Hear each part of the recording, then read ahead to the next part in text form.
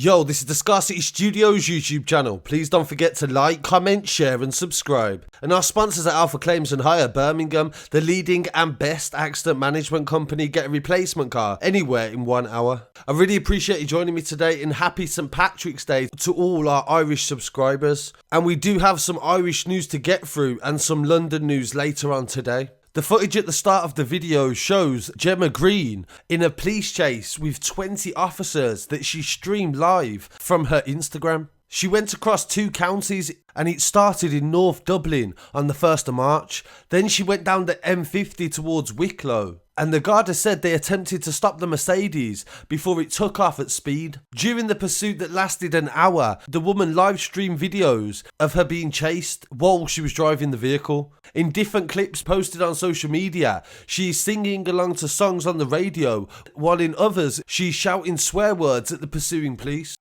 See the trouble that Dublin Wood had that caused me? Has a load of police chasing me? They're getting smoked! You won't get me! I'm sick of that Dublin Wood hand, that fucking rat bastard. Dusty is there again, dusty. At one stage, she went as far as the N11 near Bray before the suspect car drove back in the Dublin direction. The 24-year-old woman has since been arrested in Ballymun in relation to road traffic offences. At one point, a helicopter from the air support unit and around 20 vehicles that included a 4x4 from the armed support unit were involved in the chase.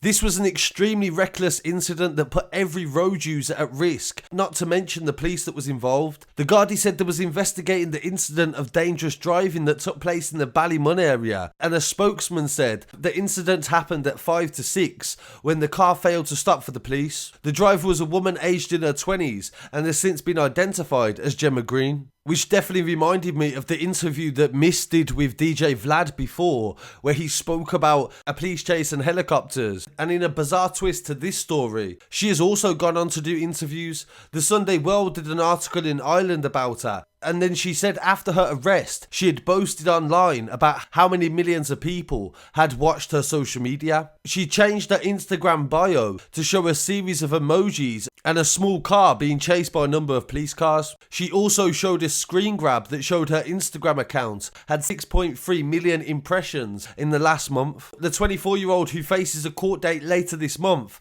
after her motorway antics, is currently in Spain, where she shared a series of clips and videos on social media of herself and her friend on holiday. They say in the Sunday World that multiple pictures show her in Dublin airport and later cruising down the motorway in the direction of Barcelona. And she also posted a picture on social media saying Ballymun's very own Bonnie and Clyde. In one video showing off at the top of a rooftop, she can be heard saying, "It's not a bad life, darling. This is me for the day." In a recent interview, Miss Greene said the high-speed M50 chase started after she was driving out of her estate and spotted the Garda, and she thought they were going to pull her over, so she sped off. But there was no reports of any drugs or anything illegal found inside her car. They've never actually fully understood why she did it. She said that, "I'm not listening to anybody today. He didn't even pull me over to stop. I put my foot down and went for it." She told the Irish Star after the incident. Dozens of Garda vehicles joined in the chase along with the Garda helicopter. Greene drove down the N11 after turning around and heading back north towards Ballymun during the Instagram live stream that lasted for over an hour. The chase eventually ended when Greene's car was stopped at Hampton Wood in Ballymun shortly after 7 PM on March the 1st. The video of the incident shows her getting out the car before numerous police tackle her to the ground. She later said she only stopped because she ran out of fuel. After her release from custody, she posted laughing emojis on her Instagram account page, and she said that 2 million people had made impressions on her account since the incident. She also revealed the Mercedes C220 car that she was driving during the dramatic chase is being held by the Garda as part of a money laundering investigation, they said. The car was originally seized from her due to an alleged road traffic offence that she committed, but the Garda are now holding it because they say it could be important evidence in ongoing money laundering investigations.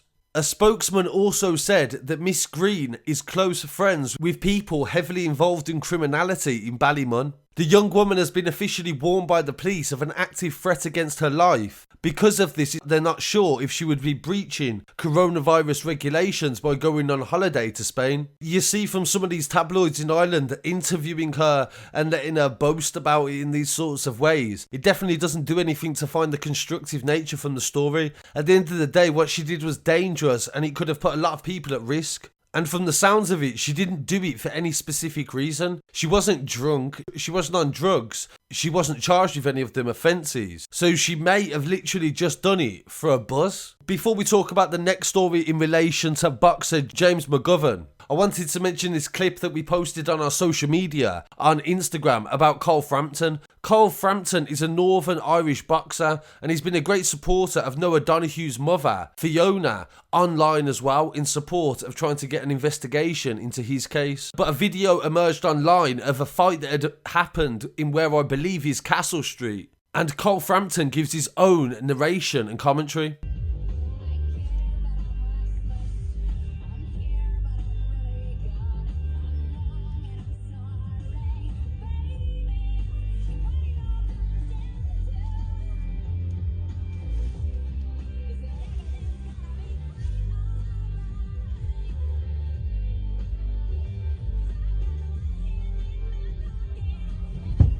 Oh boys, fucking watch the car.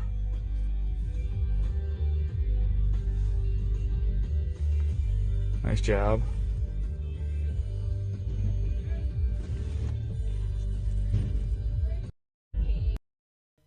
The Northern Irish boxer is about to go to Dubai. He's just departed and he's about to fight a former US Marine called Gemma Greene. He's flown out in his bid to become the first ever fighter from Ireland to win world titles in 3 weight divisions. His nickname is the Jackal and he departed from Dublin Airport yesterday alongside fellow Belfast man and his coach Michael Lyons. The super featherweight fight was originally set for Saturday the 27th of February at the Copperbox Arena in London, but due to a minor head injury, Frampton had to withdraw, and with Caesars Blue Waters in Dubai, the new venue, on April the 3rd, it's looking set to be a big fight, and he's slightly ahead in the bookies' bets to win the fight. The American Herring served 2 tours of Iraq as a Marine, and during his amateur boxing days he qualified at the London Olympics in 2012 but was beaten in the first round.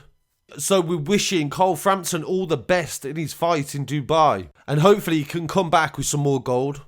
And in this next story about James McGovern, he's a professional boxer also, and he's facing 5 years in prison for a brutal attack on 2 businessmen. Kevin Lumley and his friend Dara O'Reilly are both owners in a company called Quinn Industrial Holdings. And this actually happened 2 years ago and it was caught on CCTV. It showed the 24-year-old award-winning boxer launch a savage attack on the 2 businessmen. And this is another thing with the legal process as well, and any sort of criminal case that you may have against you. These cases can go on forever and you will never be at peace of mind. Every single day you're thinking, are you going to get off with this case? Or are you going to go to prison? And then you start thinking about your family.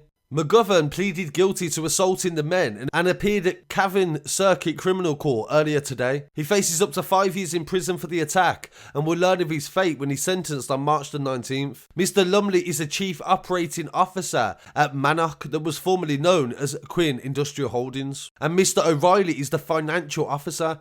McGovern told the judge that I am guilty, and he was asked to plead the charge of assaulting Mr. Lumley and causing harm to the Apple service station near Ballymun in Cavan on February the 1st, 2019. He pled guilty to the same charge in relation to Mr. O'Reilly and also pled guilty to simple assault against him. In the video that was played to the court, McGovern first approaches the two men who are sitting at a table having breakfast together. McGovern engages in conversation with them for several seconds before unleashing a brutal attack on them. He throws the contents of a cup of tea into O'Reilly's face and then turns to Mr. Lumley and swings and launches a barrage of punches.